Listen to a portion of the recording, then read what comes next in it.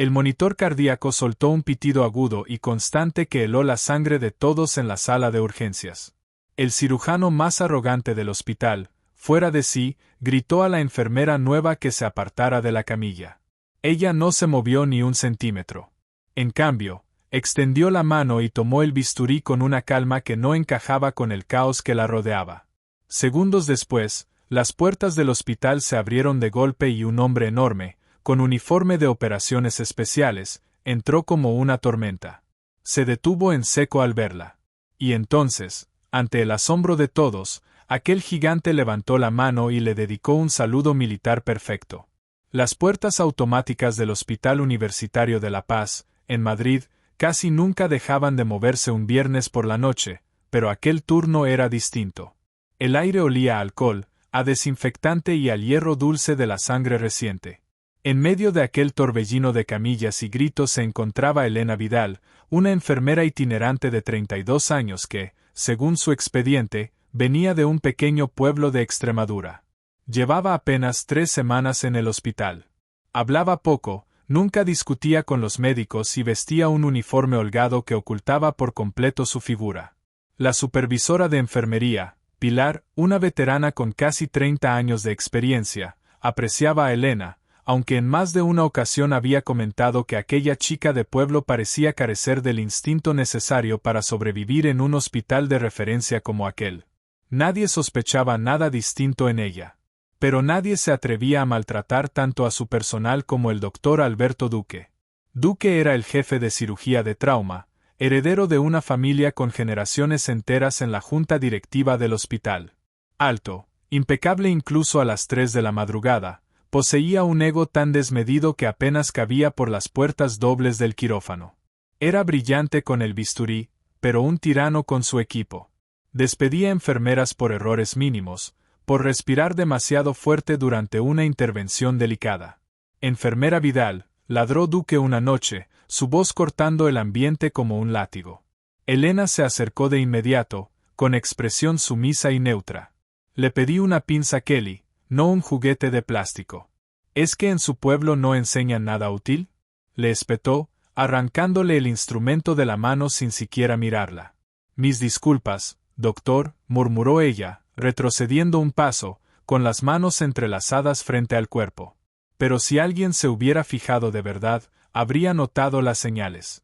Los ojos de Elena no reflejaban vergüenza, sino un cálculo frío y analítico. Su postura, apoyada siempre en la punta de los pies, revelaba un equilibrio atlético que ninguna enfermera de pueblo debería tener. Sus manos, escondidas en los bolsillos, jamás temblaban. Y bajo la tela holgada de su uniforme, oculta, había una cicatriz irregular en el hombro izquierdo y una placa militar de acero colgada del cuello. Elena Vidal no era de Extremadura.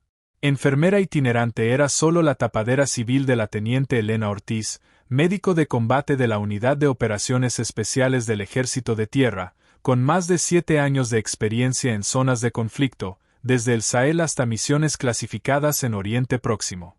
Había visto más trauma catastrófico antes de cumplir los 26 años que Duque en toda su carrera.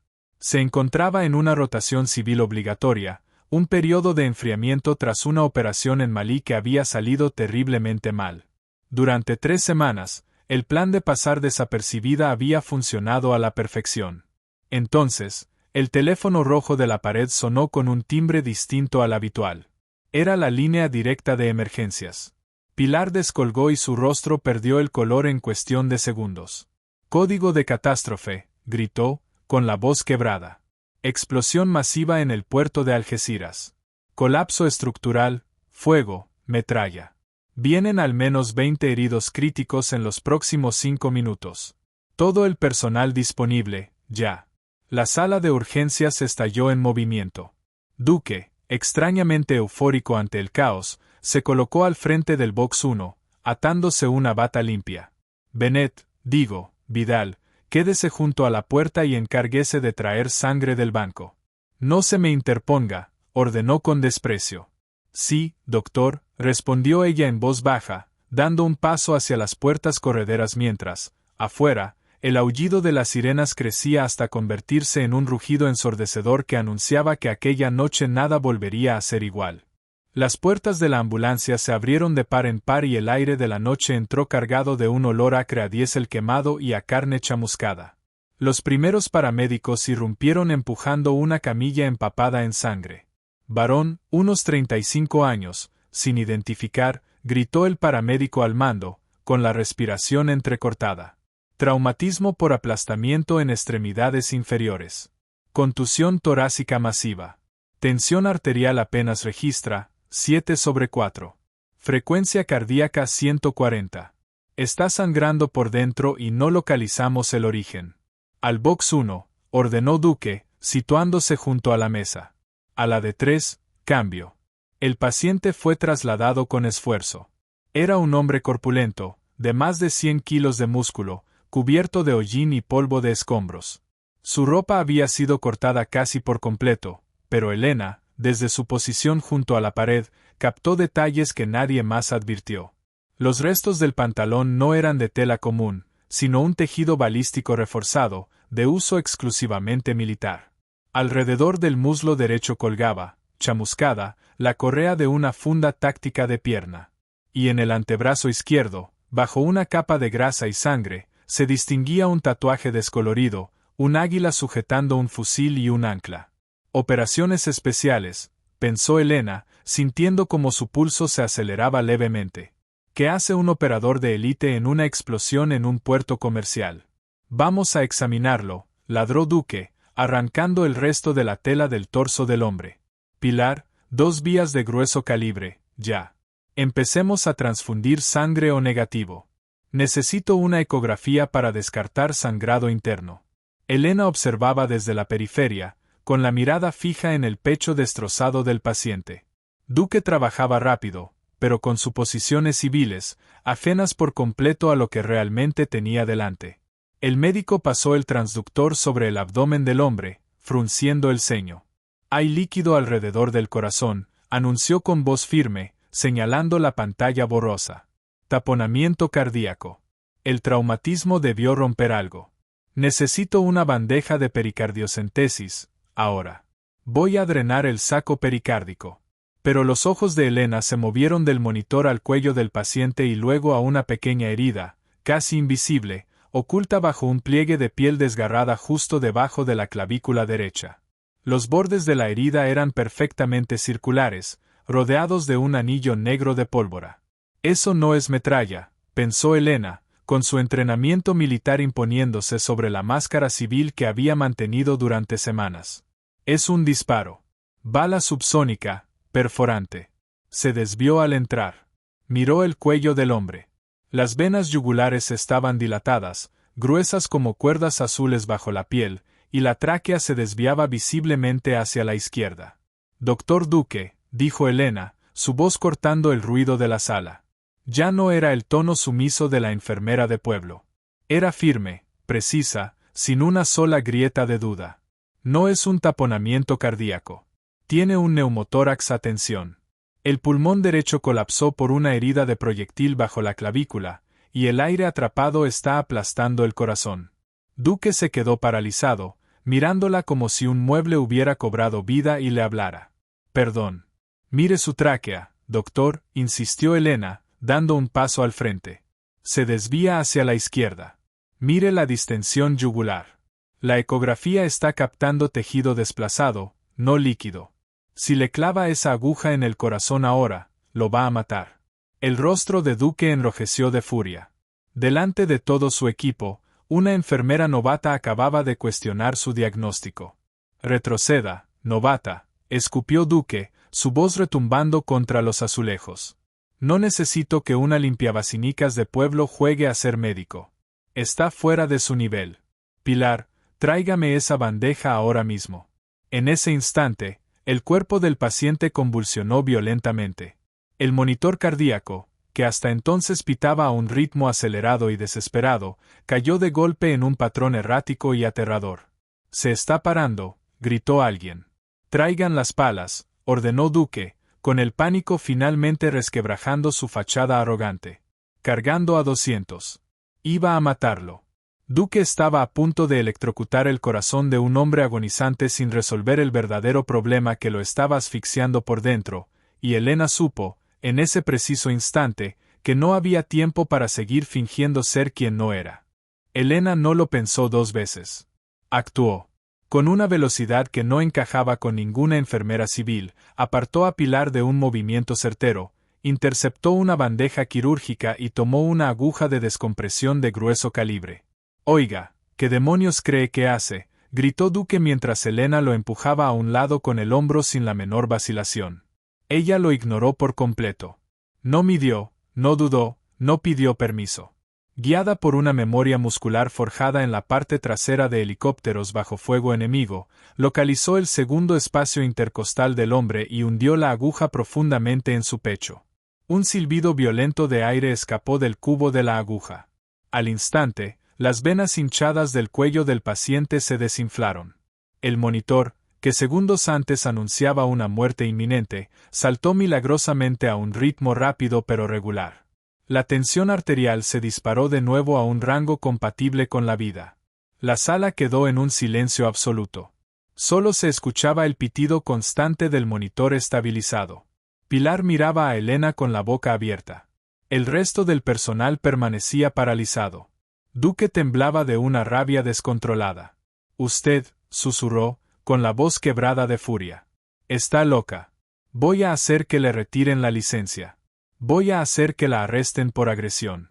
Seguridad, que alguien saque a esta mujer de mi sala ahora mismo». Elena retiró las manos lentamente del paciente, dando un paso atrás. Su rostro permanecía absolutamente sereno. Había expuesto su secreto, pero el hombre sobre la mesa respiraba. Antes de que el guardia de seguridad llegara siquiera a acercarse a ella, las puertas correderas de urgencias se abrieron de golpe con una violencia atronadora. «Fuerzas especiales, despejen la sala», gritó una voz. 3 hombres irrumpieron en la sala. No llevaban uniforme de policía. Vestían ropa civil, vaqueros, camisas oscuras, chaquetas gruesas. Pero bajo esas chaquetas, Elena distinguió con claridad chalecos tácticos cargados y fusiles cortos con silenciador colgados al pecho. Se movían con una coordinación fluida y aterradora que solo podía pertenecer a operadores de élite. El guardia de seguridad intentó alcanzar su radio, pero el más grande de los 3 hombres, un gigante de barba espesa y ojos fríos como el hielo, lo empujó contra la pared con una sola mano, arrebatándole el radio con la otra. «Nadie se mueve», gruñó el hombre de la barba, con la mano apoyada en el fusil, barriendo la sala con la mirada. Sus ojos pasaron por las enfermeras aterrorizadas, por el rostro pálido de Duque, hasta detenerse en el hombre que sangraba sobre la mesa de operaciones. «Es nuestro objetivo», dijo el segundo operador, hablando por un micrófono en su muñeca. «Tenemos al capitán». Duque, intentando recuperar algo de su ego destrozado, sacó pecho. «Disculpen, no pueden entrar armados en mi hospital. Soy el jefe de cirugía de trauma y exijo». El líder barbudo ni siquiera lo miró. Pasó junto a él directamente hasta la mesa quirúrgica. Observó la aguja de grueso calibre perfectamente colocada en el pecho de su capitán, luego los signos vitales estabilizados en la pantalla. Lentamente, el gigante volvió la cabeza. Sus ojos fríos se posaron directamente sobre Elena Vidal. Ella se mantuvo firme. No se encogió, no apartó la mirada. Los ojos del operador se entrecerraron al notar su postura, la forma en que sostenía las manos, el aura invisible e innegable de mando que de pronto irradiaba aquella enfermera novata. El gigante barbudo dio un paso al frente, sus botas de combate crujiendo levemente sobre el suelo manchado de sangre. No apartó la mirada de Duque, que seguía farfullando indignado, ni tampoco del personal de enfermería paralizado contra las paredes. Toda su atención estaba fija en Elena, y luego, lentamente, descendió hacia el hombre que sangraba sobre la camilla.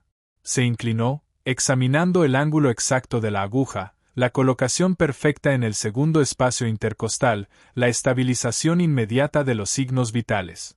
Era una intervención brutal, cruda y absolutamente perfecta.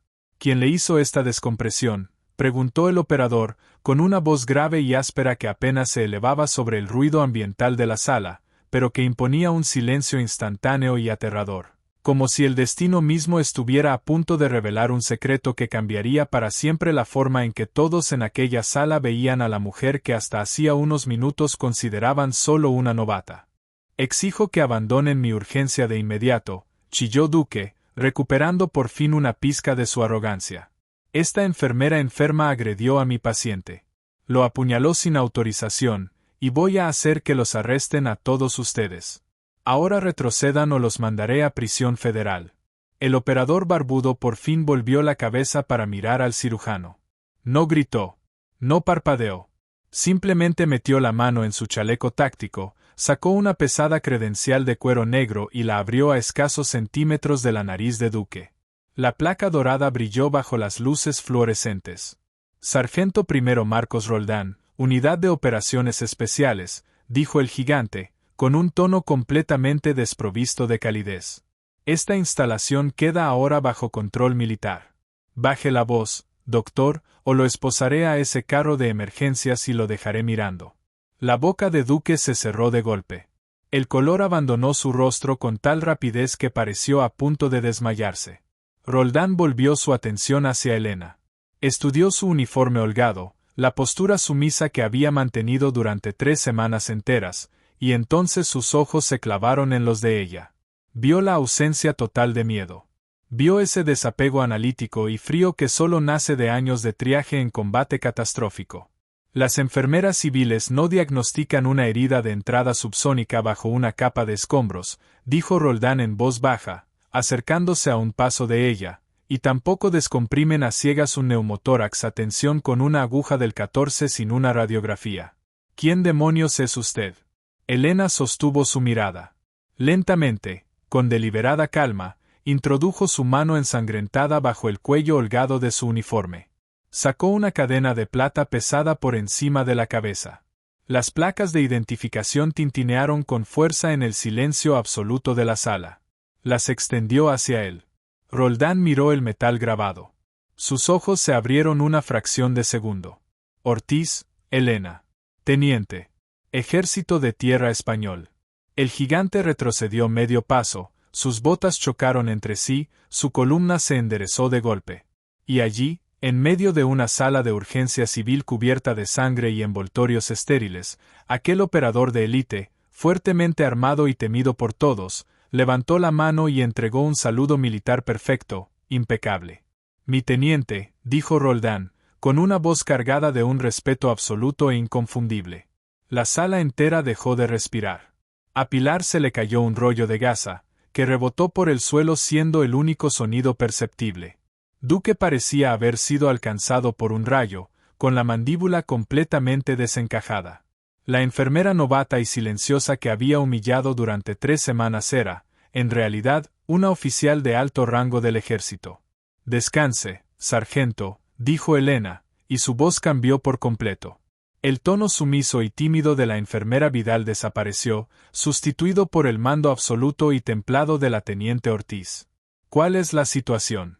Capitán Diego Fuentes, mi teniente, informó Roldán, cayendo de inmediato en el ritmo operativo. Seguíamos a un objetivo de alto valor que movía material sin registrar por el puerto. Hizo estallar el almacén como distracción. La explosión fue una cortina de humo. El capitán recibió un disparo de un tirador oculto entre el caos.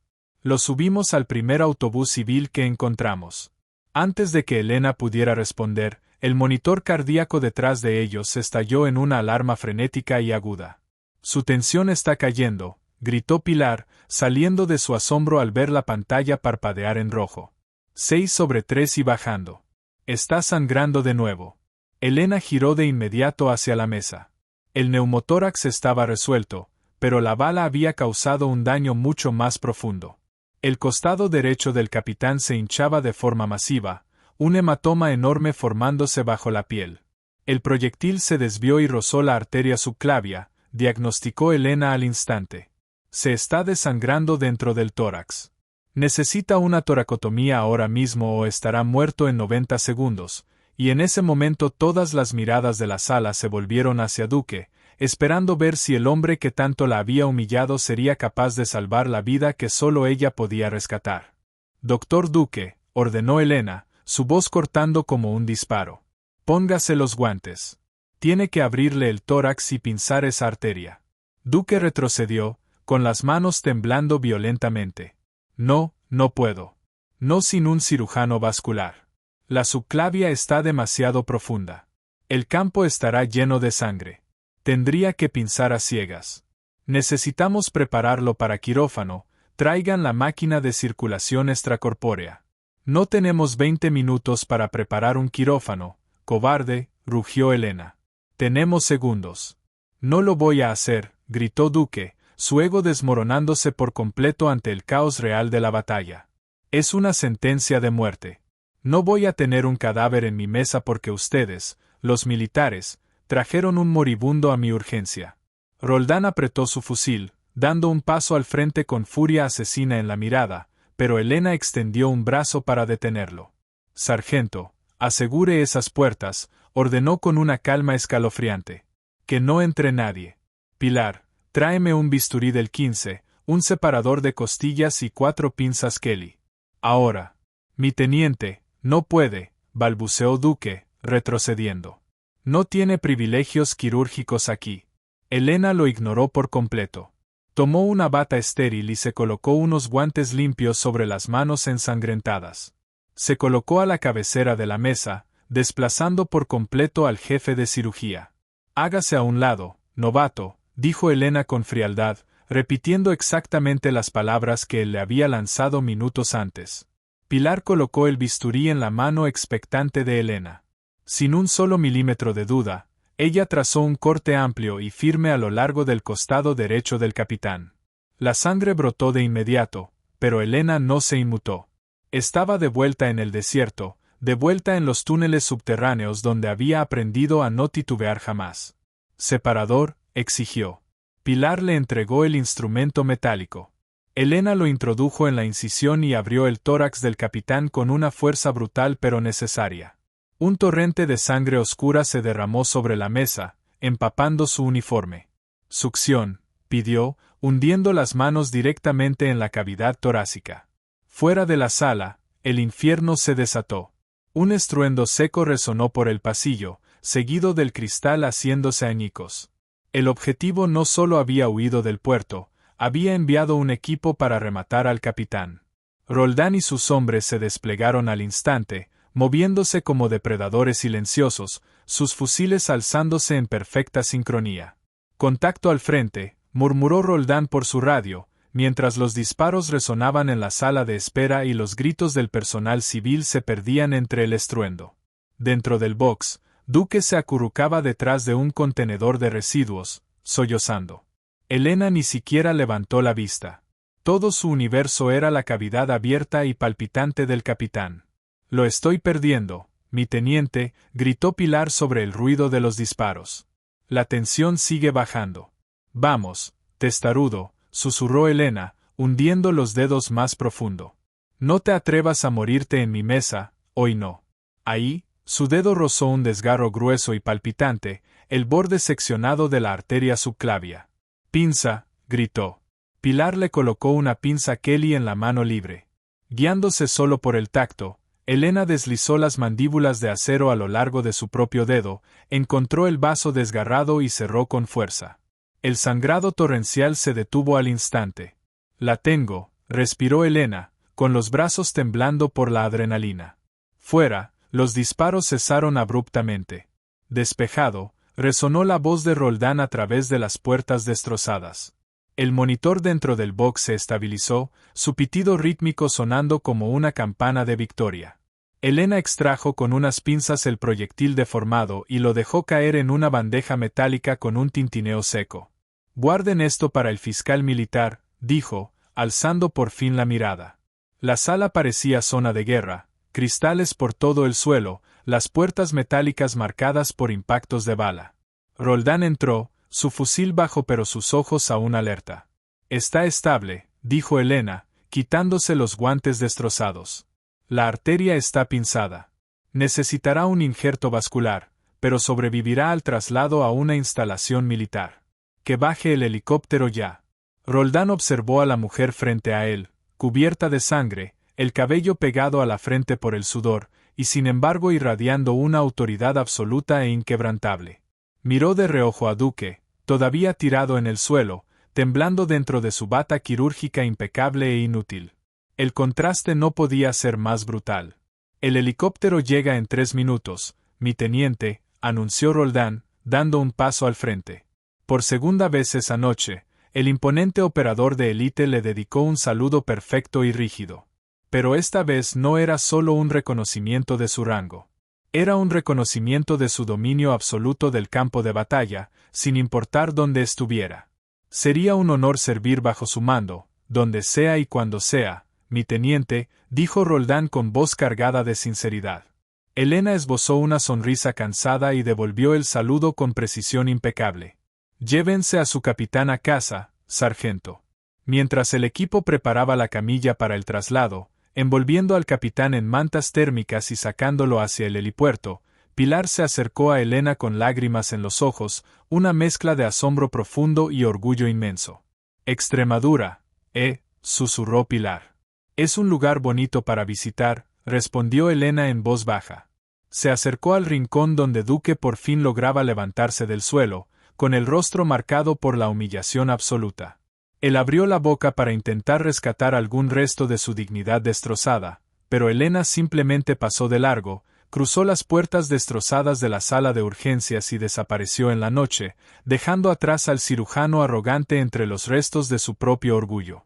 Si esta historia de heroísmo encubierto y justicia hospitalaria te ha emocionado hasta el punto de sentir el corazón latiendo con fuerza, dale like ahora mismo.